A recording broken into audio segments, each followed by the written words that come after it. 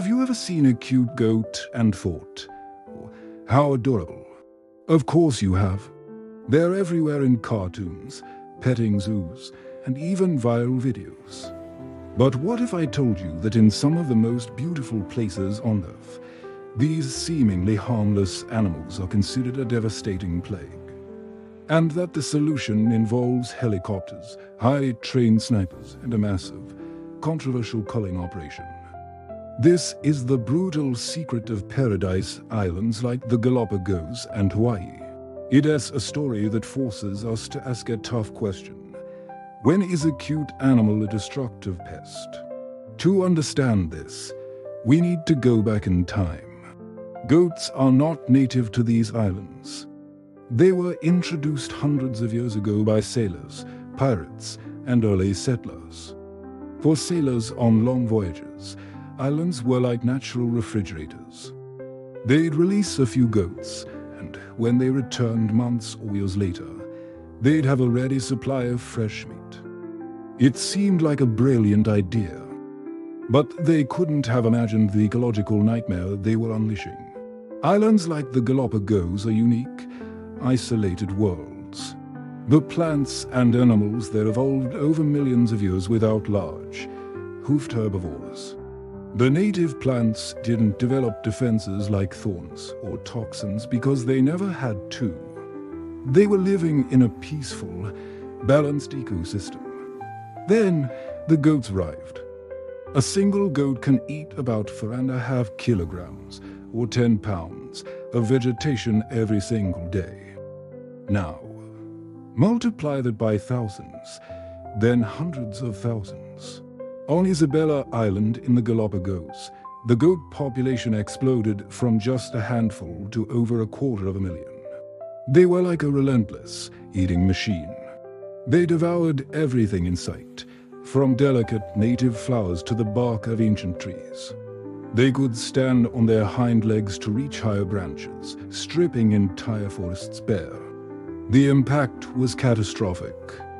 Without plant cover, the soil eroded, washing away into the sea and damaging coastal reefs. The unique habitats that supported countless rare species began to disappear.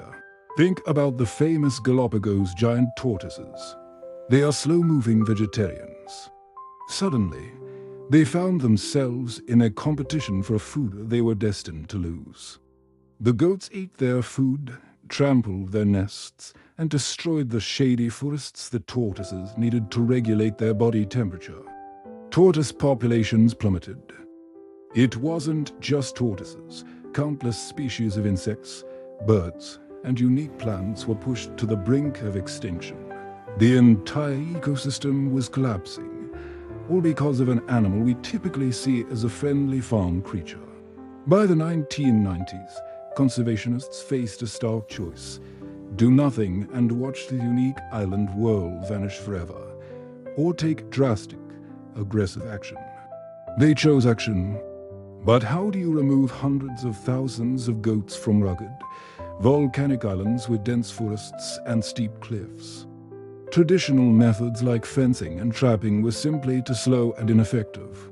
The goats reproduced faster than they could be captured. The situation called for a radical solution.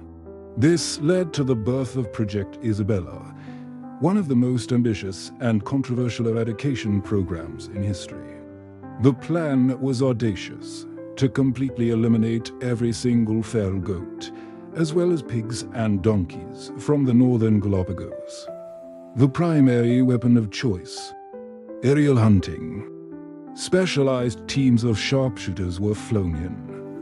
They would hang out of helicopters, flying low over the terrain, systematically shooting the goats from the air. It sounds brutal, and it is. The images are jarring, but from a conservation standpoint, it was seen as a necessary evil. The helicopters allowed the teams to cover vast, inaccessible areas quickly and efficiently. The sharpshooters were incredibly skilled, trained for precision and to ensure a humane, quick death whenever possible. This wasn't a sport. It was a desperate surgical strike to save an ecosystem. But the goats are clever animals. As the hunt went on, the remaining survivors learned to hide. They hear the helicopter and immediately run for dense cover. The hunters had to get even smarter. They turned to a fascinating and slightly deceptive tool, the Judas goat. They would capture a female goat, fit her with a radio collar, and release her back into the wild. Goats are social animals, so this Judas goat would naturally seek out the last remaining hidden groups. The hunters could then track her radio signal, find the final pockets of survivors, and complete the eradication. The Judas goat herself was often sterilized and spared, her unknowing betrayal used to save the very islands her species had destroyed. This combination of aerial hunting and Judas goats was incredibly effective.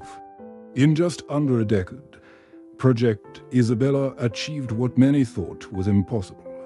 They completely removed all feral goats, pigs, and donkeys from the northern Galápagos Islands.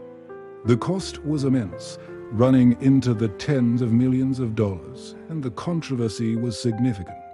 Animal rights groups protested the methods, labeling them as cruel and barbaric. And that's the heart of the dilemma. Is it morally right to kill thousands of sentient animals to save a habitat?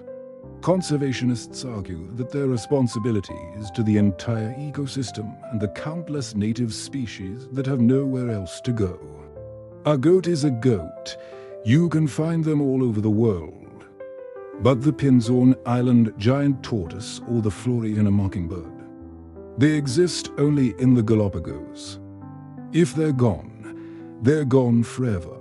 It's a painful calculation, a form of ecological triage where you must sacrifice some to save the whole. The story repeats itself in Hawaii.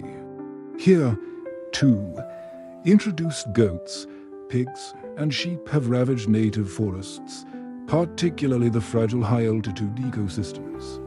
They eat the seedlings of native trees like the iconic here, preventing the forest from regenerating. Their sharp hooves tear up the delicate soil and moss beds, creating pathways for invasive plants to take hold. They have pushed countless native Hawaiian birds, insects, and plants towards extinction. So, in places like Haleakala National Park on Maui, you'll find similar programs. Fencing projects that cost millions of dollars per mile are constructed to protect pristine areas.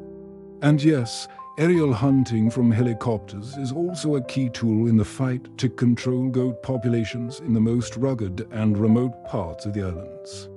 It's an ongoing battle. The goal is to protect what's left of Hawaii's unique natural heritage, a heritage that was here long before the first goat ever set foot on its shores.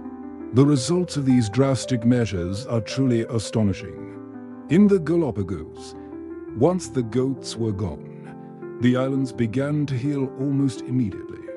Within a few years, vegetation that hadn't been seen for decades started to grow back. Cacti that had been gnawed down to stumps began to sprout new paths. Forests started to recover. And most importantly, the native animals returned. Tortoise populations have started to rebound. The teen species of finches that were on the verge of extinction are now recovering. The islands are coming back to life. It's a powerful testament to the resilience of nature. It shows that if we remove the pressure, ecosystems can heal themselves. But it also serves as a sobering lesson about the unintended consequences of our actions. The introduction of a seemingly harmless animal can cause a chain reaction that unravels an entire world. The debate over these culling programs will likely never end. It pits our emotional connection to individual animals against the cold, hard logic of ecosystem management. There is no easy answer, and it's okay to feel conflicted.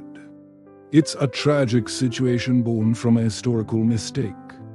But seeing a grain returning to the barren hillsides of the Galápagos and hearing the songs of birds that were almost silenced forever, it's hard to argue with the results. It's a brutal, messy, and expensive solution. But for these precious island sanctuaries, it has been a second chance at life. What do you think? Is this extreme measure justified to save a unique ecosystem? Let us know your thoughts in the comments below. Thanks for watching, and if you found this story fascinating, don't forget to like and subscribe for more deep dives into the complexities of our natural world. See you next time.